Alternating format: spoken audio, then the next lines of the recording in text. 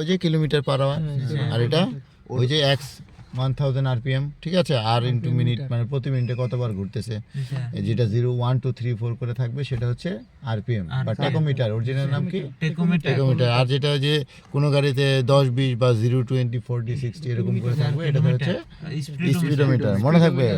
ওকে, মাঝখানে এটা হচ্ছে ডিজিটাল, তাই না? এইগুলো হচ্ছে অ্যানালগ। তো এখানে বাম পাশেটা হচ্ছে কি এসি, কি এটা টেম্পারেচার, বাম পাশেটা এসি, ডান পাশেটা 10 স্যার এটা হচ্ছে ফুয়েল মিটার, ওই যে ফুয়েলের চিহ্ন আছে, ওই পাশে ওই যে থার্মোমিটারের মতো একটা চিহ্ন আছে, তাই না?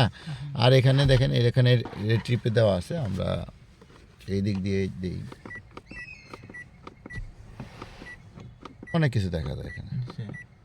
এটা হলো টোটাল অডোমিটার, যেটা আমরা বলছিলাম 31,025 কিলোমিটার রানিং এখন পর্যন্ত গাড়ি কেনার পর। এটা হচ্ছে অডোমিটার, ঠিক আছে। আর এগুলো হচ্ছে ট্রিপ, ওই যে এ, তারপরে আছে বি, এগুলো হচ্ছে ট্রিপ মিটার।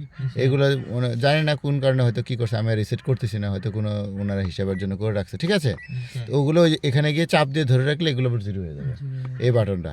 এই যে এখানে অ্যাভারেজ, ঠিক আছে, কত, যদি আমি এই যে ট্রিপ 1-এ যাই, এই যেটা এখন যদি এটা আমি চাপ দিয়ে ধরে রাখি, ধরে রাখলাম, জিরো হয়ে যাবে, আবার 1 থেকে উঠবে এখন। তাহলে আজকে যখন ইঞ্জিন অয়েল চেঞ্জ করলেন, আজকে একটা ট্রিপে যাবেন, তাহলে যাওয়ার আগে জিরো করে নেবেন, ঠিক আছে। তাহলে গেলেন কত, আসলেন কত, টোটাল কত কিলোমিটার একটা ট্রিপ হলো হিসাব করতে হবে। বা যে কোনো একটা ট্রিপ ইঞ্জিন অয়েলের জন্য বিটা ব্যবহার করবেন, ঠিক আছে। ওকে, এর জন্য এটা হলো সেমি ডিজিটাল, ঠিক আছে। আর এগুলো কি এসির ভ্যান, এইগুলো যে দিক দিয়ে বাতাসটা ফ্লো হবে, ঠিক আছে। আর এদিকে আমরা না যাই, অডিওতে না যাই, আমরা একটু এই টিটা দেখি, এসিটা। এটা হচ্ছে কি সুইচ, ঠিক আছে। এখানে কি আছে, ইন্ডিকেটর, বাম পাশ, ওই ইন্ডিকেট করবে, নিচে দিলে ডান পাশ। ওকে, এখানে অনেকগুলো সুইচ আছে, তাই না? এখন কি এই যে এই পয়েন্টটা খেয়াল করবেন, এটা হচ্ছে কি মার্কিং, এটা কি আছে অফ, তার মানে এখন লাইট টাইট পার্কিং টার্কিং সব অফ। এটা যখন এই যে ছোটো বাল্বে দেবো, মানে হেডলাইটে ওখানে দুই পাশে দুটো ছোটো বাল্ব জ্বলবে, এটা হচ্ছে পার্কিং, মানে ওই ড্যাশবোর্ডে আলো টালো আসবে, ঠিক আছে। যখন অন্ধকার হবে তখন বুঝবেন, ওই যে বা হাত দিলে বুঝবেন। তারপর এই বড়টা হচ্ছে হেডলাইট, যখন এই পয়েন্ট এখানে দেবো, এখন হেডলাইট জ্বলতেছে, ঠিক আছে। হ্যাঁ, পার্কিং সহ জ্বলবে। তারপর এটা যদি একবারে টান দিয়ে উপরে থেমে দেয়, তাহলে হাই বিম, ওই যে নীল। হ্যাঁ, আর একটা টান দিয়ে যদি ছেড়ে দেয়, হাই বিম চলে যাবে, লো বিমে থাকে। আর এইরকম যদি করি তাহলে কি ফ্ল্যাশিং হেডলাইট আবার ডিপার করে যাবে, এরকম একটা পয়েন্ট। এখানে কিন্তু পয়েন্ট এ একটা, উপরে ছেড়ে দিলে আটকে যাবে, আবার উপরে টান দিয়ে ছেড়ে দিবেন, লো বিম হয়ে যাবে। আবার যদি এরকম করেন এক পয়েন্টে, তাহলে আপার মানে ফ্ল্যাশিং হবে, ঠিক আছে। আর এটা আছে, এটা আমরা গেলাম না, এটা হচ্ছে আমাদের ফগ লাইটে, ঠিক আছে। ওই নিচে দুইটা যে ফগ লাইট থাকে ওইটার জন্য, ওইটা না দেখালে অফ। হ্যাঁ, আর এটা হচ্ছে কি উইপারের, আমি টান দিয়ে ছেড়ে দিই, স্প্রেস হয়ে ওই মনে করেন ওর মতো করে হয়ে গেল, পরে আবার কী হয়ে যাবে, অফ হয়ে যাবে, ঠিক আছে। যদি আমি উপরে দেই, মানে এটা ধরার সিস্টেম, স্প্রে হবে না, শুধু উইপারটা নড়বে উপরে। আর এরকম পুল করলে স্প্রে সহ হবে। মনে করেন বৃষ্টির সময় চলছে, তখন কি স্প্রে করতে হবে, তখন এই যে উপরে দেবে। কিন্তু কখনো শুকনা গ্লাস এরকম করবে না, ভিজাই নিতে হবে। যদি আমি নিচে দেই, কন্টিনিউ হতে থাকবে। মনে করেন আপনি গাড়ি রানিংয়ে যাচ্ছেন, বৃষ্টি হচ্ছে, তাহলে আপনি কি বারবার ধরে থাকবেন? তাহলে এরকম দিয়ে রাখলেন, এরকম হবে। তারপর এখানে এটাকে স্পিড আপ ডাউন করা যায়, কিন্তু এটা কাজ করে। বা আরও যদি আমি নিচে দেই, দেখেন আরও স্পিড বাড়বে, তাই না? ঘন ঘন একদম বেশি বৃষ্টি।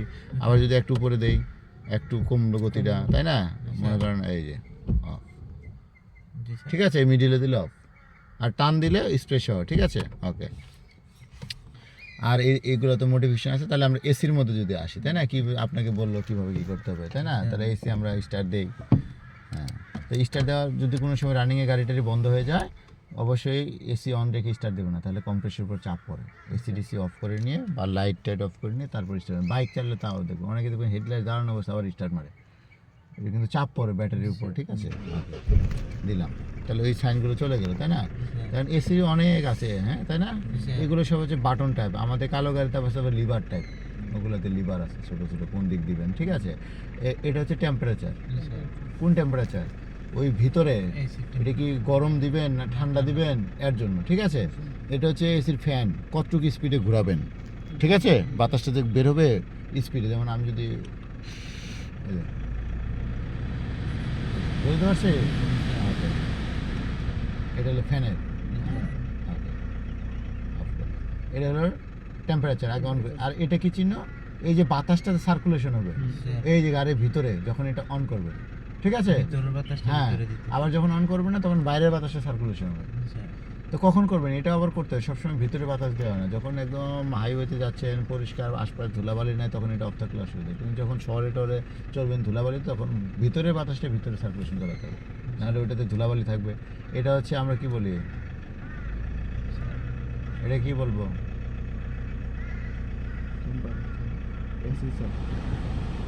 কোন দিক দিয়ে বাতাস বের হয় দেখেন, হাত দেন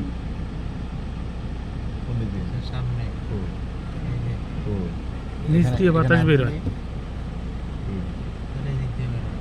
বুঝতে পারছি তো, এই চিহ্নটা কি দেখেন তো, ওইটার সাথে মিলে। স্যার, ওই ডিফগ, ছিল হ্যাঁ, জন্য। হ্যাঁ।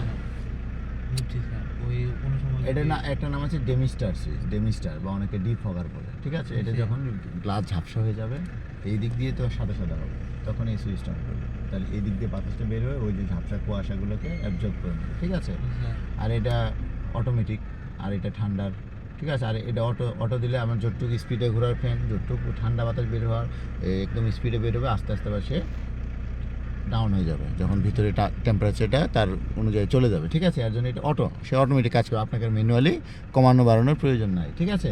আর এটা হচ্ছে পিছনের, এটা যেমন ছিল কি সামনের এদিক, স্যার, এটা হচ্ছে পিছনের সিটের দুই পাশ দিয়ে এরকম ছোটো কি আছে, ভ্যান আছে, ওই গ্লাসটা যদি ঝাপসা হয়ে যায়, তো এখান থেকে গাড়ি বন্ধ করে কি আবার মুছবেন, বুঝতে পারছিস? ওকে, আর এটা হচ্ছে অফ মোড, আর এটা বিভিন্ন মোড আছে। তাহলে আমি যদি এখন অন করি, দেখেন এই দিলাম, অন হয়েছে স্যার না? হ্যাঁ, এই এখানে আমি দিলাম, দেন একটু টেম্পারেচার কমে গেলো, এই যে সাইন আছে দেখেন কোন দিক দিয়ে এখন ফ্লো হচ্ছে, স্যার, সামনে শুধু এটা দিয়ে, তাই না? এখন এটাকে যদি আমি আপ ডাউন করতে যাই, কি করবেন? স্যার, মোটে ক্লিক করুন। হ্যাঁ, এই যে এখন কোন দিক দিয়ে হচ্ছে, দুই স্যার, দিক, পায়ের দিক পায়ের দিয়ে, দিক আবার দিয়ে, হচ্ছে এই উপর দিক দিয়ে, আবার মোড়ে দিলে এখন শুধু পায়ের ওই দিক দিয়ে হচ্ছে, তাই না? আবার যদি দেই ওই দিক দিয়ে হচ্ছে, পা দিয়ে হচ্ছে, এখানে হাত দেন, হালকা বেরোচ্ছে, আবার পায়ের দিক দিয়ে বেরোচ্ছে, এই চিহ্ন দেখে বুঝবেন।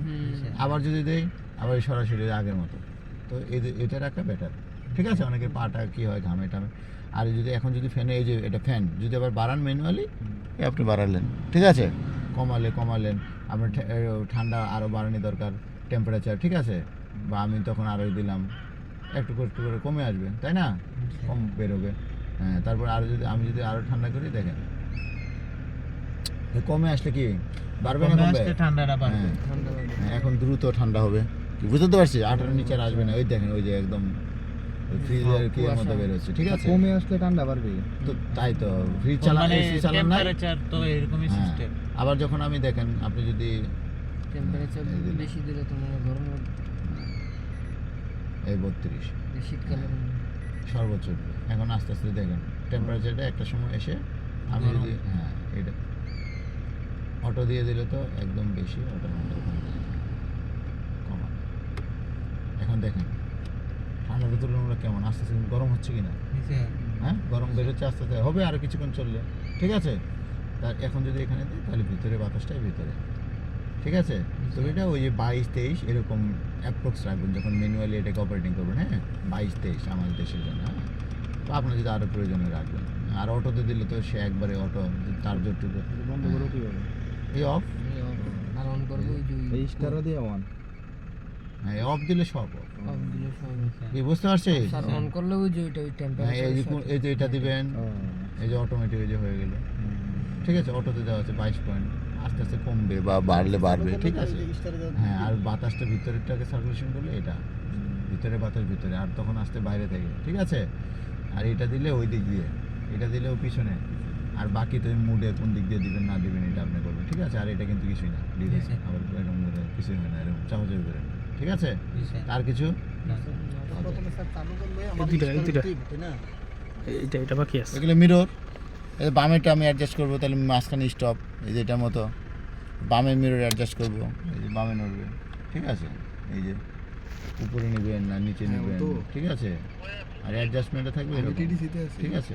আমি আবার এটা হলো ডানের, এই যে হ্যাঁ, না রে, আমার তো বেতন নাই, রুমমেট থেকে নিয়েছিলাম।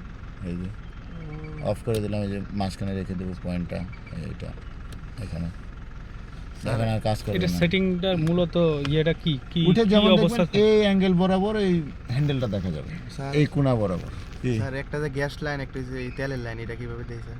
আমাদের গাড়িতে নাই যেটা দেখাতে পারবেন, আমাদের এটা ফুল ডিজেল, ওখানে একটা ছোট সুইচ থাকবে সিএনজির মধ্যে দেখবে। ওই সিএনজির মধ্যে থাকে জি স্যার, হ্যাঁ, জি আর স্টার্ট বন্ধ হয়ে গেলে আর কিছু এটার মধ্যে না স্যার, ইয়া হইছে স্যার, এই যে চাবিটা স্যার খুলতে পারি না মাঝে মাঝে, এটা নিয়মটা স্যার। চাবি না করলে কি আছে, লকে নিতে হবে, লকে না নিলে তো চাবি বেরোবে, এখান থেকে বেরোবে, না। টানলে বেরোবে। কোন থেকে হ্যাঁ। ওকে আবার তা লকে যখন চাপ নিয়ে এটা এমনি ঘুরে হবে, মোটরসাইকেল চালান নাই, মোটরসাইকেল কি করতে হয়, একটু চাপ দিতে হয় নিজে দিয়ে, তারপরে লকে নিতে হয়। এই যে বের হচ্ছে, তুই কি জোরাজুরিতে কিছু নাই, কি আছে কিছু সিস্টেম। এই যে দিলেন, অনেক সময় আবার কি হয়, কারোর এটা আবার একটু হালকা যখন আনলক করে তখন আবার হালকা নাড়াতে হয় কিছু গাড়িতে। মনে করেন এই যে লক করছেন সরাসরি যায় না, তখন স্টিয়ারিংটা একটু নাড়া দিলে হয় ডানে বাবা। ঠিক আছে, এই প্রেস করলেন আবার এই অন। ঠিক আছে, এই তো নেন শুরু করেন। স্যার এই জিনিসটা কার জন্য কি স্যার, এই